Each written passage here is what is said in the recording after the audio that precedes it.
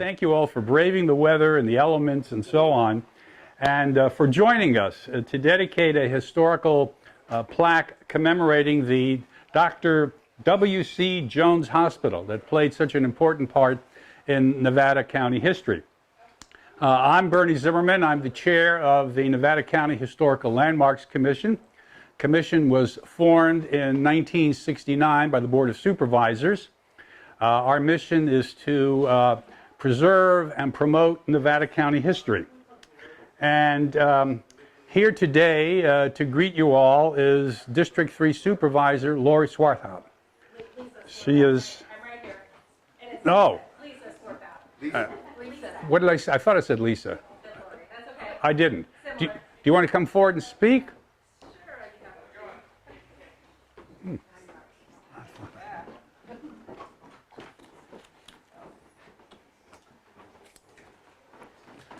Thank you. Yes. Oh, Chuck's gonna want you to use this microphone. Okay. This is low-tech production, so That's good. I'm all about the different people get different microphones. Is it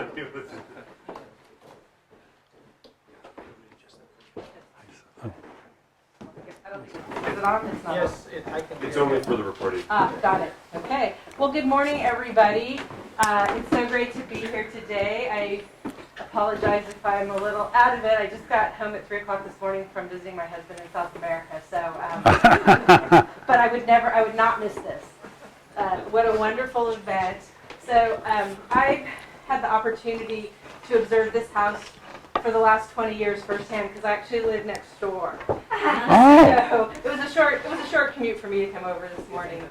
But the history of this home is incredible. The fact that it was once a hospital and then somebody purchased it and was in the process of dividing it up to turn it into an apartment complex and had taken out a lot of the original things that were in here. And then in the mid-70s, Howard and Peggy Levine bought this house and turned it into what it is today. And after Peggy passed away a few years ago, Howard sold the home to Tara and Ben, who, in my opinion, are lovingly here in this home, and they care about it as much as the previous owner. So kudos to them for trying to maintain the legacy and the style of this home. So thank you to the Historical Society for honoring the people who were born here and who utilized this hospital. I believe it closed down in 1964. I was born in 1962, so some of my high school friends were born here. And every once in a while when I tell people where I live, they're like, oh, next to the hospital, I was born there. So it's a great legacy in this community. So I just want to thank the Historical Society for putting this event on. Thank Ben and Tara for hosting everybody in their home. And thank all of you for being here to appreciate the history that we have here in Nevada County. Thank you. Thank you.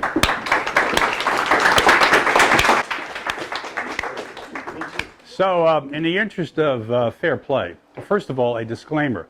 One of our commissioners, Mike Coaches, contracted COVID. He's not here. I sat next to him on Friday. We were right next to each other at a meeting. And as a result, I'm being very cautious. That's why I'm wearing a mask at times, and that's why I'm probably not approaching you all and shaking hands. So it's not that I don't like you. I just want to be cautious. Secondly, in the interest of turnaround or fair play, I mispronounced the supervisor's name. She mispronounced our name. We are the Nevada County Historical Landmarks Commission. That's a government entity. We are not the Nevada County Historical Society. My apologies too. Though Linda Jack, for example, is here, Gage McKinney, a lot of us, I'm a lifetime member of the Historical Society, and we work together a lot. But one is private and one is governmental. The other correction is, and Gage will probably tell me, I think the hospital closed in 68. Am I correct on that? Sounds right. Sounds right. Okay. Well, I'll tell you. The other thing that the Landmarks Commission does is we promote history through a whole bunch of ways. We have a Facebook page, we have an Instagram presence, we have a website. We publish a book, Exploring Nevada County. Looks like this, which is a guide to all the historical landmarks. There are over 200 of them in the county. This book's available as a paperback. It's also available for you folks that are into iPads and iPhones and Androids and stuff. It's available in an electronic edition. The book is $20. The electronic edition is $7.99. If you're interested, Eleanor will be selling them right outside as you leave. Now, the Landmarks Commission preserves history. One of the things we do is we process applications. In this case, the application was made, as you heard, by Howard Levine and his late wife, Peggy Swan. They applied for landmark status. Gage McKinney helped draft the application. He'll tell you more in a minute. And then we make recommendations to the Board of Supervisors, and it's their final decision on whether to declare something a landmark. The board landmarked the hospital on October 10th, 2017. Its official designation is NEV 1702. And I don't know how many of you had a chance to see the plaque. Normally we would have had ceremony outdoors, but if you haven't seen it, as you walk out this walkway, just turn to your right and it's right there. It's the second plaque. The first one was not made of brass and it deteriorated pretty quickly, hence we're here. Bluetooth disconnected. Bluetooth pairing. Say what? Must be some Chinese intervention, I'm guessing. Oh, the haunted house. I hadn't thought about that. Any event, I'll read the plaque in case some of you were deterred by the rain from looking at it. Dr. W.C. Jones Memorial Hospital.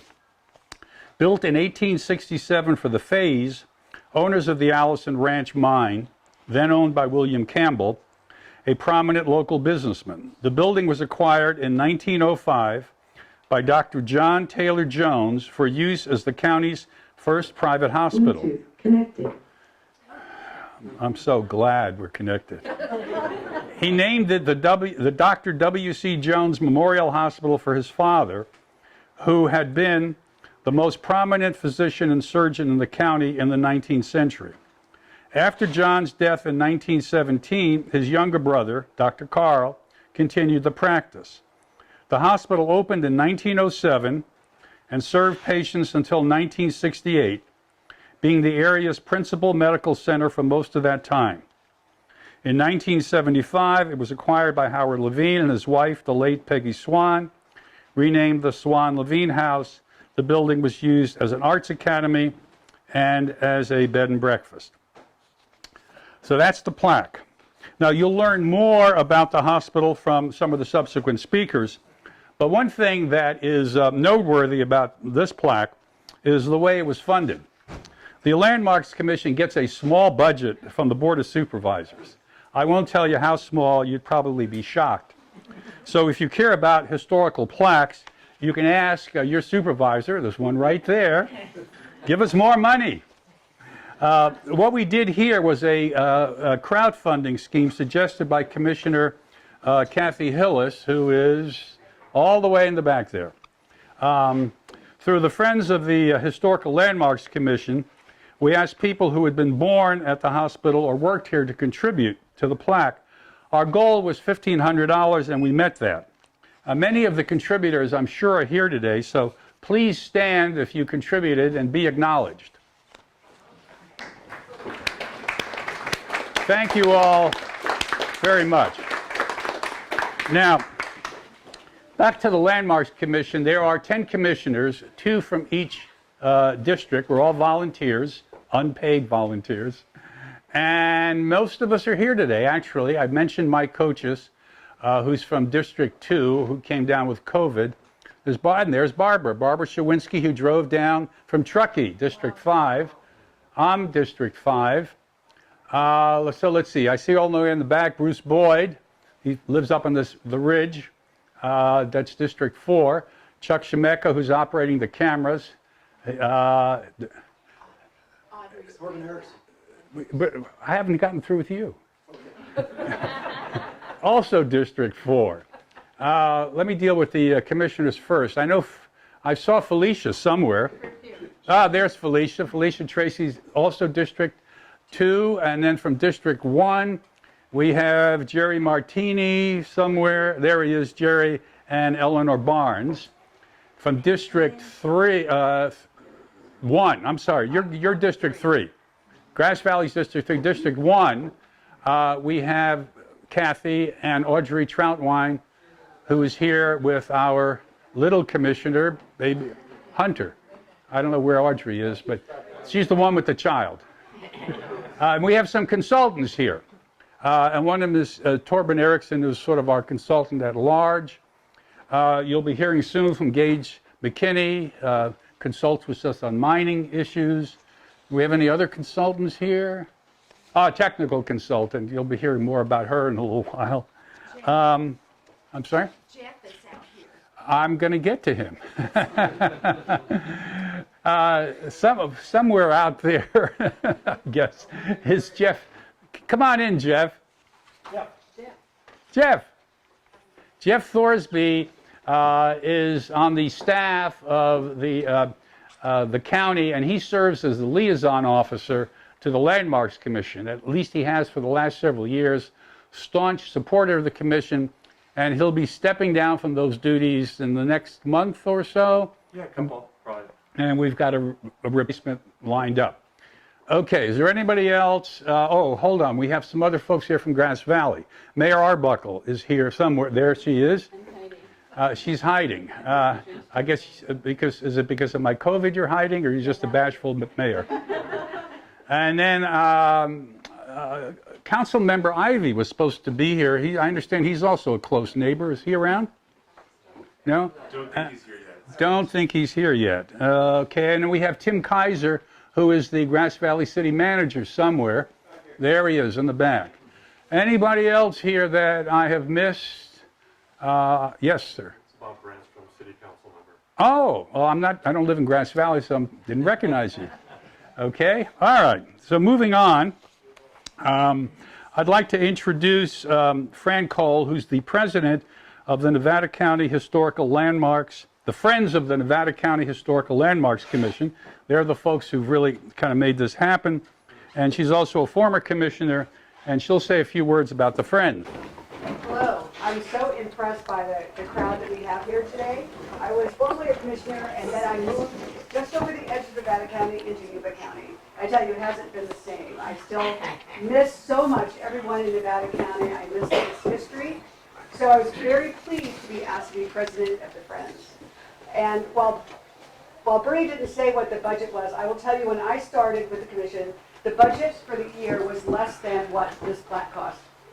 If that gives you any idea. If I can say, when I started with the commission, which was 2 or 3 years before us, I can tell this. Our budget was $208 for the year. It's more than that now, but it still is extremely low, which is where the Friends came in. So as the Friends was initially formed as a nonprofit to accommodate the book sales from the Exploring Nevada County books. However, when the opportunity came to fund this plaque, it became really obvious that we have a great opportunity because we received more funding, slightly more than the plaque cost, so it was absolutely wonderful. So what we're thinking now is maybe this is a way that we can do things as the commission that haven't been done before because we have this additional possibility for funding, and we have so many very fervent supporters of history in Nevada County. So what I'm asking you today is if you would like to support the commission, please donate and also volunteer, because I think we have a great opportunity now to expand what we're doing, beyond exploring Nevada County, but really make history come alive in Nevada County with the help of the Friends. So thank you. Thank you. And one volunteer opportunity that we do have is we could probably use somebody to help us with the distribution of our book. Just making sure that it's on the shelves and, helping the publisher, putting the stores and museum shops and so on in touch with the publisher when they're out. So if that's something anyone is interested in, talk to me or talk to any of the commissioners that I introduced. But there's one other friend who must be acknowledged because this event would not have happened without her, and that's Grace Suarez, who's sitting there. He's the Friends Secretary. She set up the GoFundMe site. She kept track of all the contributions. She paid the bills. She wrote the thank you letters. She designed the program that you've all received and did many of the other tasks that make such a project work. So, thank you.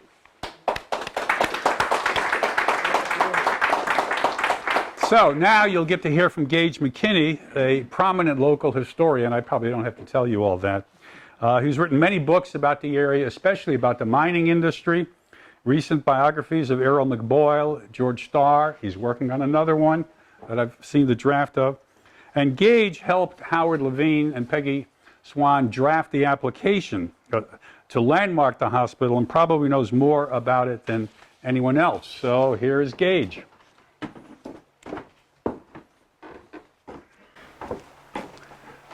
Thank you, everyone.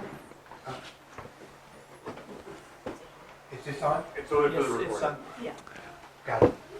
Thank you, everyone, for being here. Thanks to Ben and Tara for their hospitality, and to the mayor and the supervisors, council member Bob. And it's a pleasure to be with you. It's always been a pleasure to be in this house, and my wife Ilka and I know the hospitality of this place because we were regular guests here for over 30 years when Howard and Peggy were living here and welcoming people. And so we feel we know this house very well and have a really deep and abiding affection for it. So my friend Orlo Steele and I do a slide presentation about the history of medical care in Nevada County. We've done it for a long time.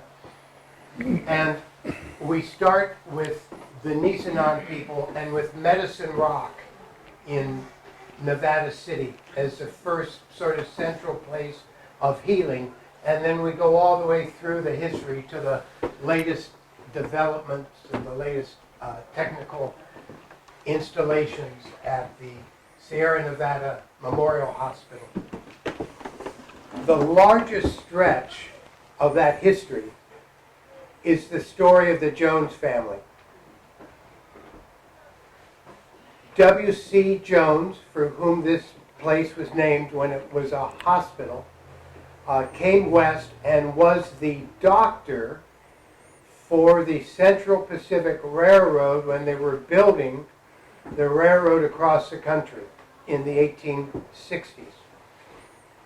And after that experience, he settled his young family just over the Bear River in Dutch Flat while he went back east to get some further medical education, some postgraduate education, and then came back and established a practice in Dutch Flat and in Truckee, and eventually found his way here to Grass Valley as being the optimal place for him to have his practice. He served this community for decades, had a house roughly where the old post office is, down on Bank and South Auburn Street, near that corner, near the police station. Had a wonderful orchard, had a stable across the street, and served the whole region. He inspired his sons, 3 of the 4, to become medical doctors. The one who went into the law, George Jones, became a long-serving Superior Court judge. But Charles, John, and Carl followed their father into medicine. And they all attended the Cooper Medical School in San Francisco, which is now the Stanford Medical School. And they came back here to serve the community, and Dr. John, the second son, was the one who got this hospital started. He bought the house, or he acquired the house in 1905, as Bernie said. And so to get the hospital started, like a lot of things, to get started in this place and throughout the American West, you went to the mining people. So this house has a mining heritage. Mr. Fahey, who built it, owned the Allison Ranch mine, which was one of the early big producers. And then Mr. Campbell, who owned it and remodeled it, was heavily invested in mining. Dr. John, when he wanted to start this hospital, he went to William Bourne, the owner of the Empire Mine, and James Haig, the owner of the North Star Mine, and they both put up money to get this hospital started. And so it opened in 1907. It was really a grand event. A lot of musical entertainment. The best singers in Grass Valley were here to sing. Singers like Bernice Glasson and Mrs. Foote, who was an important voice at the Episcopal Church where I was this morning. And there was food, there was a celebration, it was a great event. And then this hospital went on to serve the community for over 60 years. Dr. John had a serious accident when he was vacationing in Southern California. It was a diving accident, and he seriously damaged his back and himself, and I'm not sure, I don't believe he ever practiced medicine after that. So that left the older brother, Charles had died. Dr. John eventually died young, never recovering from that injury. So the mantle fell upon Dr. Carl. Now, Carl Jones went into medicine reluctantly. And this may be because his two older brothers were already in the field. It was a really competitive family, 4 very competitive boys. They had a tennis court on that property down where the old post office is now. And those boys were out competing on the tennis court. They competed at everything. And each one of them wanted to be the best. And so Carl went to Cal to major in mine engineering. And that's where he met another mining student named Errol McBoyle. Carl also played baseball at Cal. He was extremely competitive. And he came back to Grass Valley to start a business career and worked in the bank. And having been in business all my life, if anything would initiate you to the daily grind of a business career, it must be working in a bank.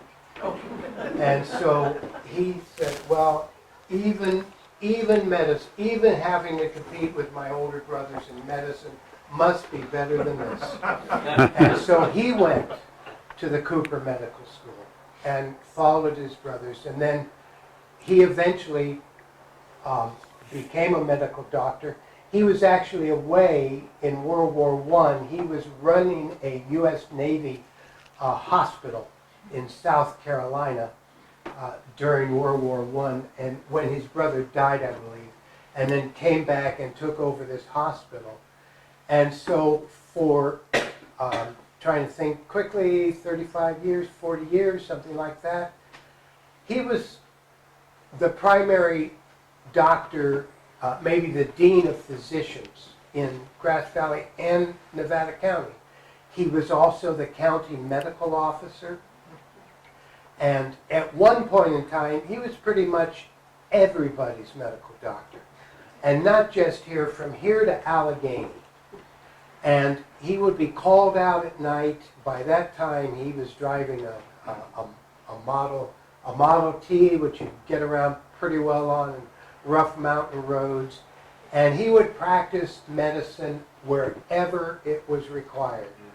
He's famous for having set a boy's leg at night by the lights of his automobile on a roadway near North San Juan.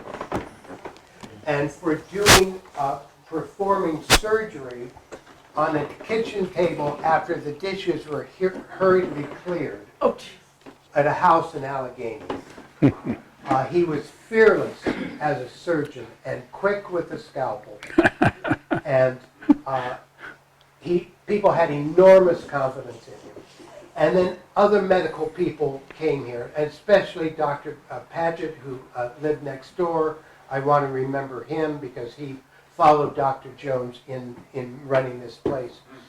But Dr. Jones was also not only the leading medical man, and you would think, well, he kind of had his fiefdom. He knew how things should be run, and he would control medical practice here in this era, in this region. No, he was very open. He was open to new medical people coming in, and he was open to something else, something newfangled and unheard of. Public health was sort of a progressive era movement, and it was led by women nurses.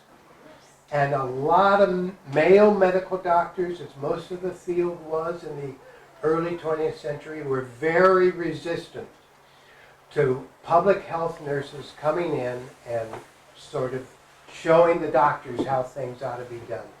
Dr. Jones embraced it. And so he was a great ally of a public health nurse who became the first public health nurse in this county, Isadore Heffelfinger. She brought in the first X-ray machines to test people for tuberculosis, which of course was a great killer at that time.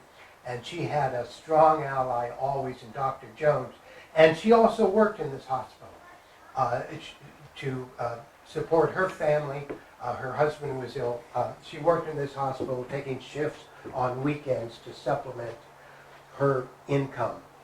So Dr. Jones was the dean of medicine in this area, and he ran this hospital, and I just love to think of him in the corridors of this hospital, in the surgery, the wonderful room upstairs that's mostly white, so you have good light in there.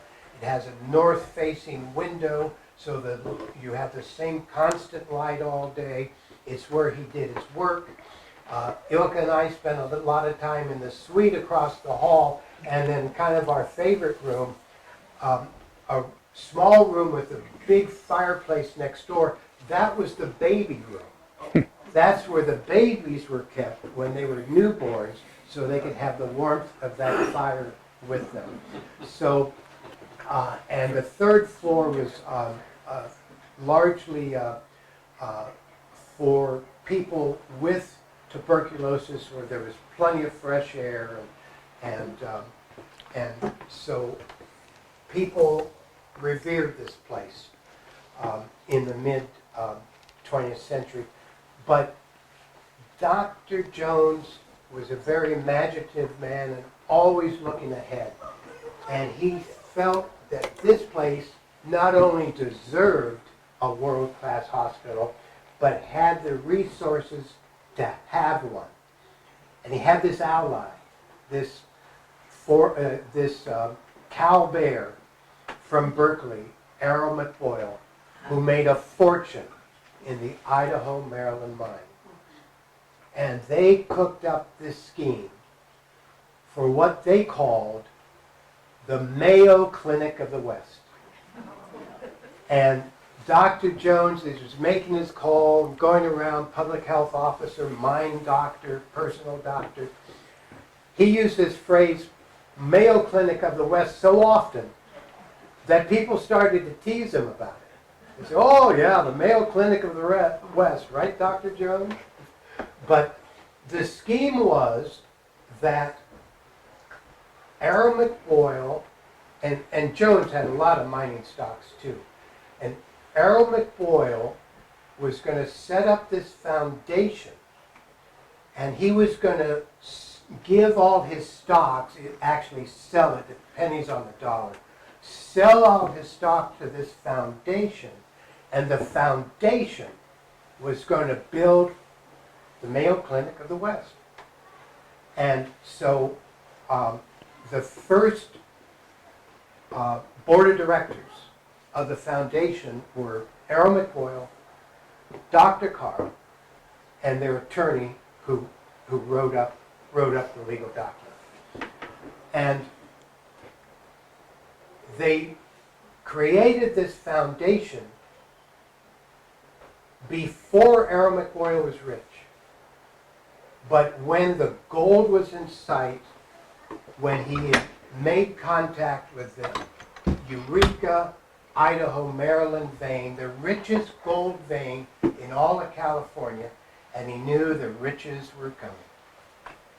And so they dreamed of this hospital. Well, Arrow McBoyle had a stroke during World War II when his mine was closed by government order, and Dr. Jones was still active after the war, kept this idea of the hospital alive, but then he died. And after Mr. McBoyle died, there was this foundation, there was land that they had built a hospital on. It's now called the Linton Building. But how to move forward, they weren't sure. And they were still stuck on this idea that the mine was going to pay for the hospital and sort of provide health care for everyone. And they had to get over that idea. And they did. When someone suggested in the 1950s, because the mines were no longer profitable as they had been, and someone suggested, it was Mrs. McBoyle's second husband, you know, the gold is not in the mines anymore. The gold is in the heart of the people of this county. And that's when they turned, with the help of many people. Mr. Linton was one of the primary people. Bernice Glasson was indispensable in this. And there's so many others. And they started fundraising within the county. And they thought, well, after the war, there were these federal grants that you could get to build a hospital. And they said, oh, well, we'll go get one of those federal grants. Bernice Glasson was a leader in that. And she was talking to federal officials, state officials, and so forth. Very sophisticated woman and a charming woman. And she said, we could get a grant, and it's going to take us several years. Or we could just raise the money ourselves and start building next year. And that's what they did. And so the new hospital opened in 1956. The Jones family still owned this place. All the doctors threw in their lot with the new hospital, and the Jones family did too, and that's how Sierra Nevada Memorial Hospital became our hospital. But it really grew out of this place. It really grew out of Dr. Jones's vision. And so this house of hospitality, this house of healing, has been central to this community for a long, long time. And in the memory of this community, in the subconscious imagination that we all share, I hope this house always will be important. And I thank the Historical Landmarks Commission and the civic leaders here and the volunteers for making that so. So, thank you for listening. Thank you.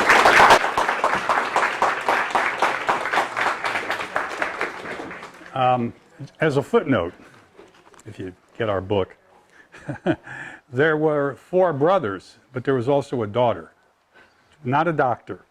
But Francis was a philanthropist and community organizer of humanitarian relief during World War I and helped design and implement the landscaping of Grass Valley's Memorial Park. Quite an accomplished family. So as you heard, when the house was landmarked, the hospital was landmarked, it was owned by Howard Levine and Peggy Swan. It was bought a few years ago by Tara and Ben Joang, and we'll next hear from Tara. Tara, you want to come forward? And while she's coming forward, we owe her a big round of thanks for letting us to come into this place. Thank you, Tara. Hi, I'm either Tara Young or Sullivan, and I'm going to be speaking extemporaneously, so I wasn't expecting this many people. It's wonderful to see you all here. I'm a bit nervous.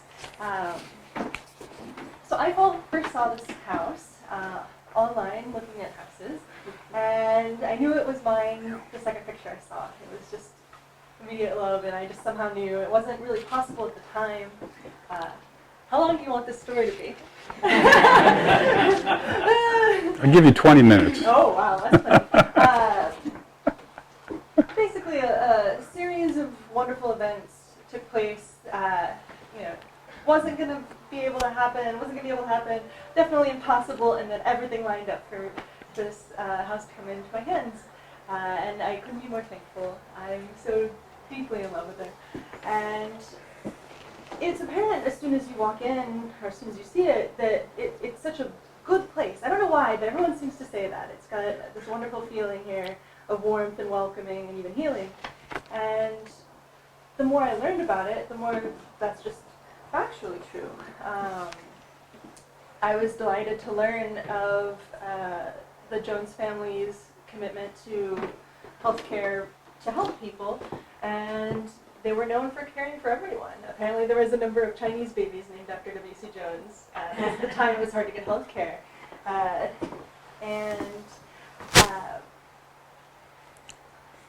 just feel that continuing today.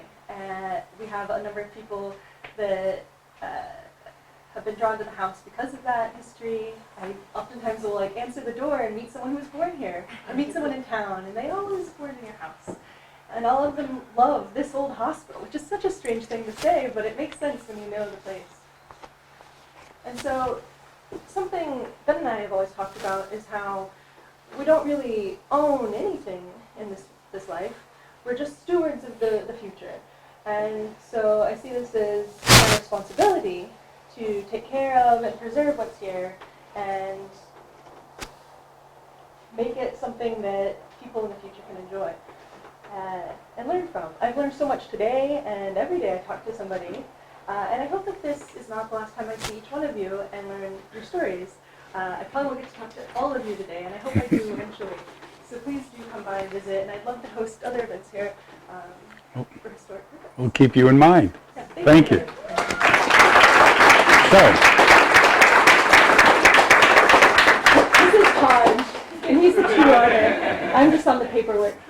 so speaking, now we'll get to the babies born here. Charlie Jacobs, who was a Jones Hospital baby, was supposed to speak next, but he called in sick yesterday and is not here because the hospital no longer takes patients. So he went elsewhere. So I will introduce Commissioner Jerry Martini, who was also a Jones Hospital baby. And then we'll get to the rest of the Jones Hospital babies. You'll all get a chance to speak if you want.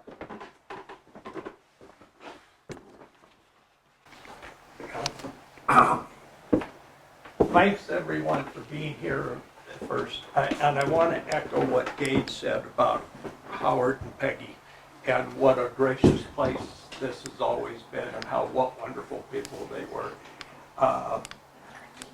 My wife's father and mother lived across the street on the back there. As they aged, Howard and Peggy were wonderful, wonderful neighbors for them. They were so helpful. They did so much.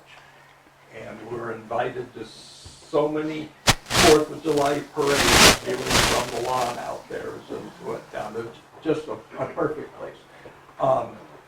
I'm glad I was here today and heard Gage's speech because I had always been under the impression that this place was famous because I was born here. I always thought that May 16th, 1947 is when everything happened. Actually, just the day or two before that, I had my first brush with Nevada County law enforcement. My mother was having a difficult birth. I was a dry baby. Perhaps the first dry martini, I don't know. My mother needed some blood. They were out here. The Nevada County Sheriff's Department drove to Camp Bill and brought blood back. And so anyway, I'm here. And I also want to say thank you to Dr. Paget. He was the one that brought me in here to the world. And I'm not as happy with him when he took my tonsils out and I had to spend a night upstairs in the hallway that was out of room, and I was in a bed staring at the surgery room for a couple of days. But this is a really special place. Thank you. This house sent so many kids out into so many wonderful neighborhoods in this county. Best place in the world to ever grow up, believe me. And I'm so proud and happy that I've been able to stay here. And thanks everybody for being here, and I'm sorry I couldn't speak as long as Charlie Jacobs would. Thank you, Jerry. So I'll now open the meeting up to the public. Let's start with the Jones Hospital babies. If you were born in this building, could you stand up and be acknowledged? Okay, wonderful.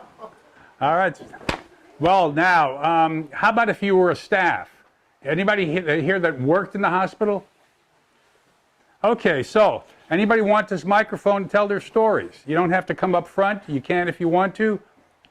The director says you come up front. If you're all the way in the back and don't want to come up front, you won't be on the video. You can just use this microphone. All right. Okay, anybody want to come up front? There we go. All right, so use this microphone. Okay. My name is now Dolores Belanti. At the time I was born here in 1938, I was Dolores Morrison, and my father supposedly named me after Lola Montez. Ooh. Who's Are you going to do the spider dance? Of course. I think in the history, her name was Maria Dolores, if you Yes. look back, and so that's how I was named here. My mother was also born here, and my uncle was born here. My grandfather worked in the mines here, and we live around the corner now, so I've kind of come full circle. Great. I'm curious, is Ernie Olson here? No, he is not. He's not. Okay. I'm told that he was the last baby born in this building. I worked with Ernie for many years. Uh-huh. He actually works with his father as well. Uh-huh. But But you weren't born here. no, I was born here. Oh, well, you've got the microphone. Go ahead. Actually. Who? My name's Terry Wern, and I was born here in November 1954. And I actually live up the street as well on Walsh, so I haven't gone very far in life either. I was born near Thanksgiving, 11/22, and so my mother, my birth mother, actually had her Thanksgiving dinner here at this hospital. And so she remembered that quite vividly, or remembered that quite vividly. Dr. Paget did not deliver me, but I am very grateful to Dr. Paget because he was our family doctor for years. Great man. And so I knew him very well. He wasn't doing it. Yes, it's a great town, great neighborhood. I'm glad the hospital's still here and still going. Thank you all. Anybody else? Either come forward or oh, somebody sees a microphone. You're next. Why don't you come up front? Go ahead. You want me to go? Yes, yes. Somebody else. Kathy McLaughlin Castana. I was born here December 11th of 1952. My folks lived at Pineview 20, lived in Down City, and I don't know why they came from there to here. Because they had the county hospital, I'm sure. And anyway, I've always loved this place. And the only time I was ever here later, it was a haunted house. They made a big haunted house. That Bluetooth you heard earlier, I'm sure. Yeah, That was the that's why it's ghost. a haunted house. You had to crawl through a window, and everything was dark, and they had operating rooms. And I'm older and it scared the heck out of me. But anyway, I do love this place. I have not moved from here. I raised my son, Brian. His kids are here. And there's a lot of changes. But it's still a wonderful place to be, and it was a great place to grow up. So that's my story. You've got the floor. Hi, I'm Linda Bennett. I was Linda Vance, born here in 1953. Dr. Paget wasn't my mom's doctor anymore. Dr. March delivered me. He was going to Hawaii, I think it was, so I was born cesarean, so it didn't interfere with his plans. My father was in the lumber industry. He had been a gold miner. He worked at the Yellow Jacket mine for a while. And then my mom played piano in a nightclub band, and she played at the Gold Nugget Inn, and a lot of other places, Peterson's Corner, Forest City, that sort of thing. Anyway, we lived in well, it was called Columbia Hills then, now it's called North Columbia. But then we later moved to East Broad Street, to the Medicine Rock. Thank you. Anyone else? Don't be bashful. I thought I heard a Paget. Is there a Paget in the house? Thought maybe one of the descendants. Any event. My name's Vern Cannon. I was born in 1955, and obviously I don't remember that, but I do remember hurting my arm when I was a young kid and came into this door, I think, and this used to be a waiting room. Got x-rays. I think I had started at Dr. Paget's office. My grandmother drove me up here, got the x-rays, and took the x-rays back down to the office there. But I do remember when my brother was born, and my dad snuck us up the stairway on the back side, the third floor, and we could stand at the window and talk to my mom.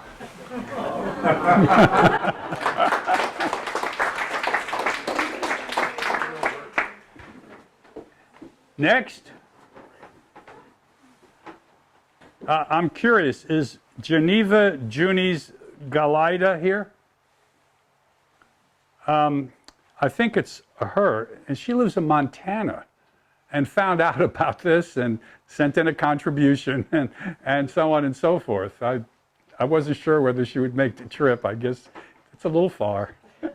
But that shows you, again, the sentiment. How she found out about it, I don't know. Probably somebody here told her, and she didn't tell us that part of the story.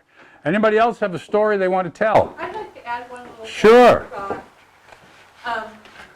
My grandma told me that when my mom went into labor and they were down here, they couldn't get a hold of the doctor. Oh. And my mom was wanting to push, and the nurses were going, no, you gotta wait for the doctor.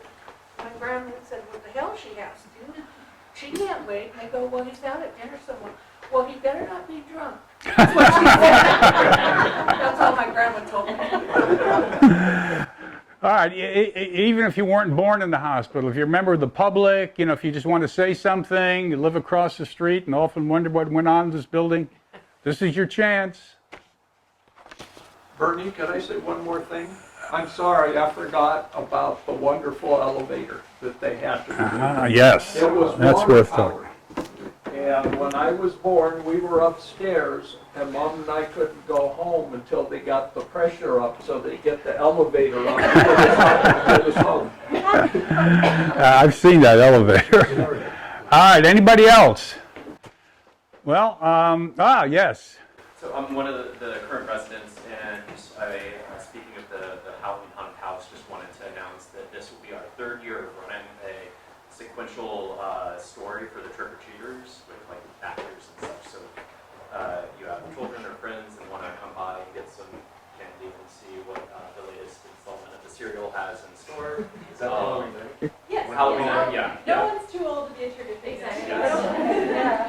Where were you guys when I was like 15 years old? And we do have some historic items to look at over here. You can look through the book. We have a cardiogram that came with the house and some pictures. And I have some postcards that I think Howard must have had made. If anyone would like a postcard of the house, the reproductions of some of the original postcards I have over here. But I'll show you this now. Well, I think there's probably still some water and cookies and things, so you all are welcome to stay and mingle. Thank you all for coming and making this happy. Considering all the elements and so on, this is a fantastic turnout. In fact, it's probably the biggest gathering we've had for a dedication ceremony certainly that I can remember. History, as I think Fran alluded to, would die if people didn't learn it and appreciate it, and you obviously all do. If you're interested in exploring Nevada County and our book, or other books about local history that You Bet Press publishes, Chuck Shemeka's written Over the Pennis Pass. I've just published Ghost Towns of Nevada County. You can get information from Eleanor about how to acquire all of that. Thank you all for coming, and we're adjourned.